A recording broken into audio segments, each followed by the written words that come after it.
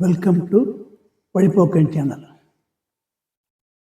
சென்னையிலிருந்து கோயம்புத்தூரில் இருக்கிற தன்னோட பிரான்ச் ஆஃபீஸ்க்கு ஒரு ஆஃபீஸர் போவார் வேலை விஷயமா.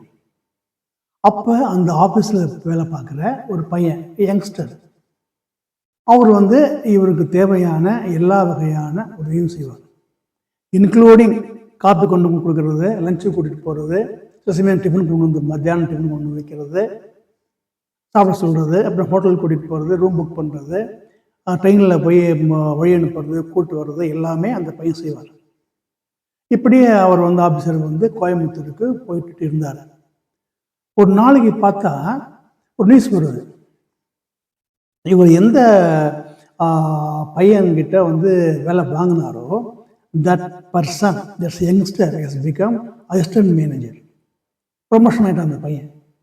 இப்போ என்ன ஆகுது அப்படின்னா, இவர் சென்னையிலேருந்து கோயம்புத்தூர் போனார்னா இவர் ஆஃபீஸர், அந்த பையன் இப்போ இஸ் பிகம் அசிஸ்டன்ட் மேனேஜர். அவன் சொல்கிறத கேட்கணும். இது நம்ப முடியல இவரால். இது எப்படி அப்படின்னு என்ன தெரியும் அந்த பையனுக்கு? நான் சொல்லுவேன், ஈவன் ஜெராக்ஸ் கூட நான் எல்லாமே அந்த பையன் தான் செய்கிறான்.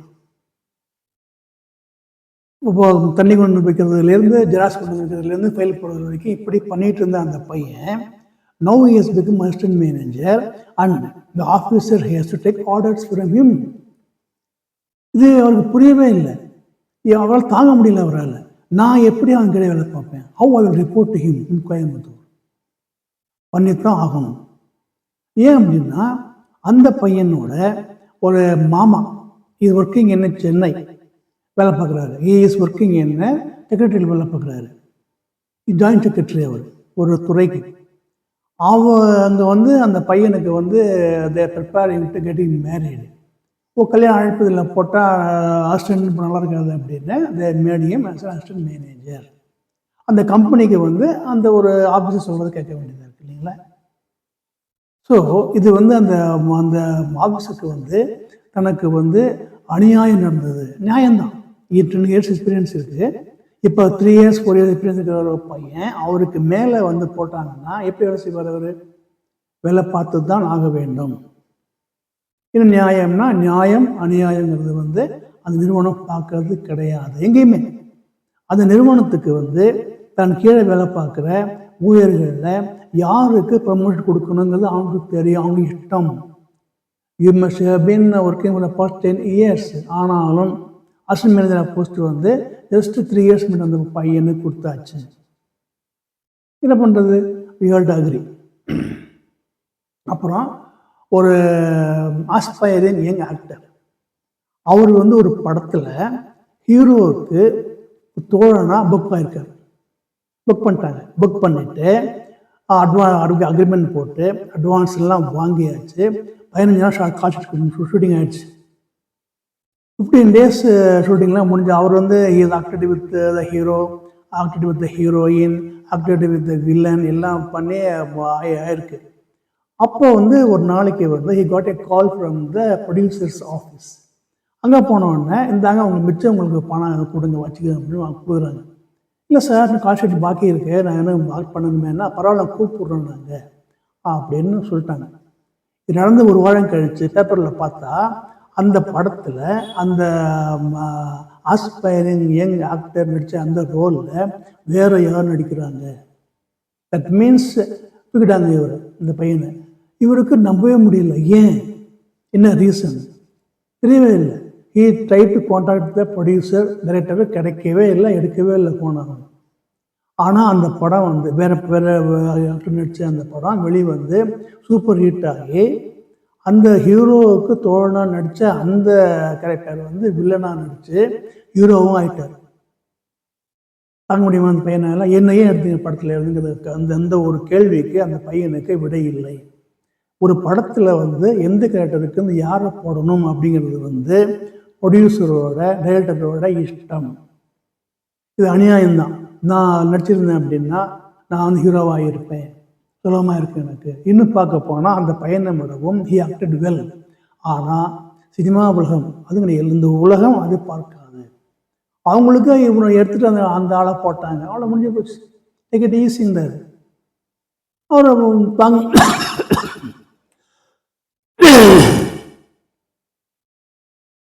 தாங்க முடியாத ஷாக்கு இது பையனுக்கு.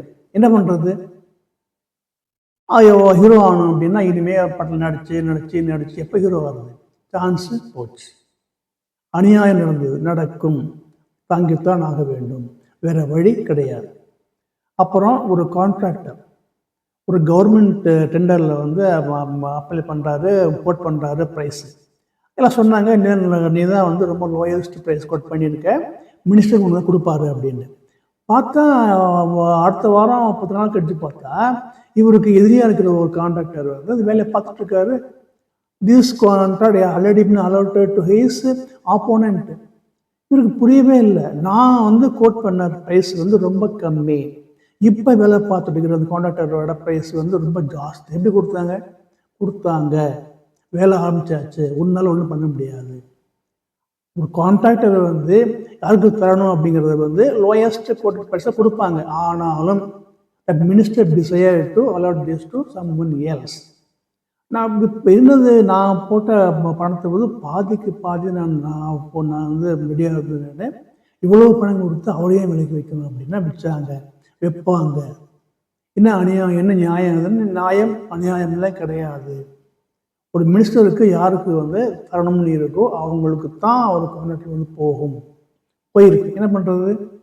ஒன்றும் பண்ண முடியாது. அப்புறம் வந்து ஒரு யங்ஸ்டர் 40 years தான் இருக்கும், மேரீடு வித் ஒன்று கேர்ள். திடீர்னு அவருக்கு பார்த்தா he was reported as analyzed as kidney problem இருக்குது அவருக்கு. அவ்வளோதான் நம்ம சேர்க்குறாங்க. வாரம் வந்து டயாலிசிஸ் பண்ணுறாரு. Then he was inform that kidney வந்து மாற்றணும் அப்படின்னு அவருக்கு வந்து ஒரு பேச்சு வந்தது. சரி, ஓகே, பணத்தை கட்டி ரிஜிஸ்டர் பண்ணி வச்சுட்டாங்க அவங்க. அப்போ ஆஸ்பத்திரியிலே இருந்து அப்புறம் வீட்டுக்கு வந்து அப்புறம் ஆஸ்பத்திரியில் போய் இப்படி பண்ணிட்டுருக்காரு அவர். 6 மாதம் ஆகிப்போச்சு.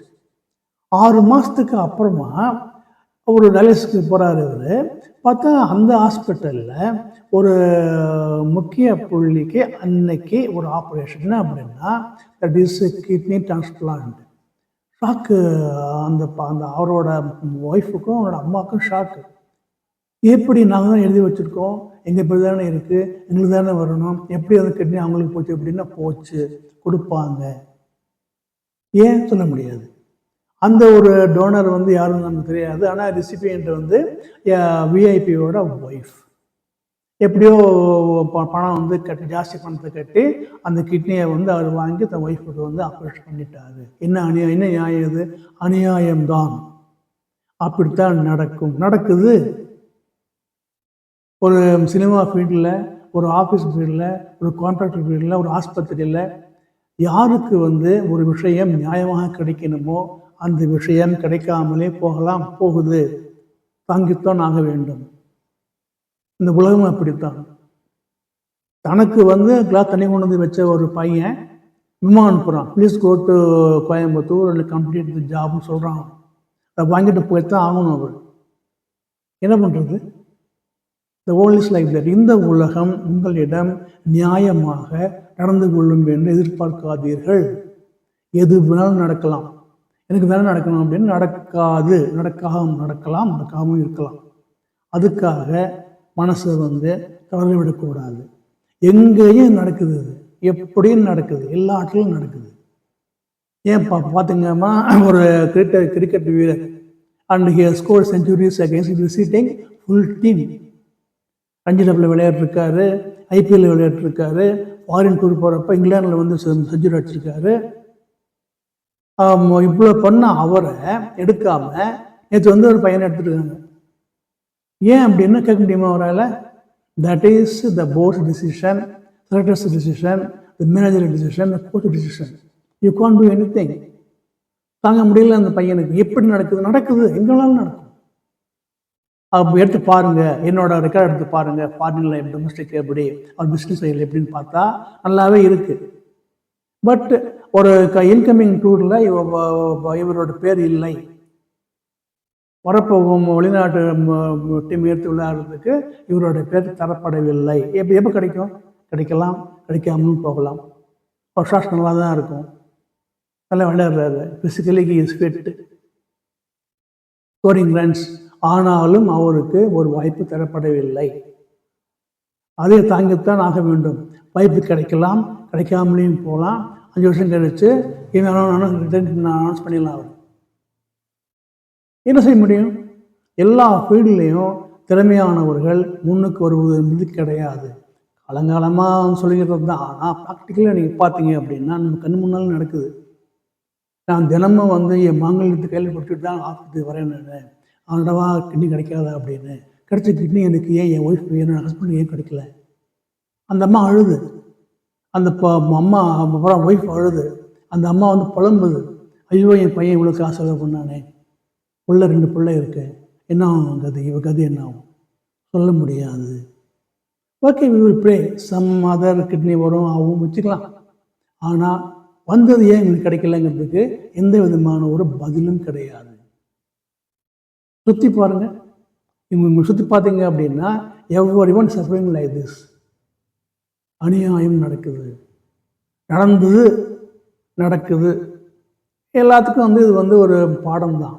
என்ன செய்ய முடியும்? You can't escape. இந்த உலகம் உங்களிடம் நியாயமாக நடந்து கொள்ளும் என்று எதிர்பார்க்காதீர்கள். ஒரே ஒரு லைன் தான். அதோட you have to live the disappointments. Live with it, take it easy. வேறு வழி கிடையாது. சரிங்களா? அதை ஷேர் பண்ணுங்கள். அடுத்த சந்திப்போம். நன்றி, வணக்கம்.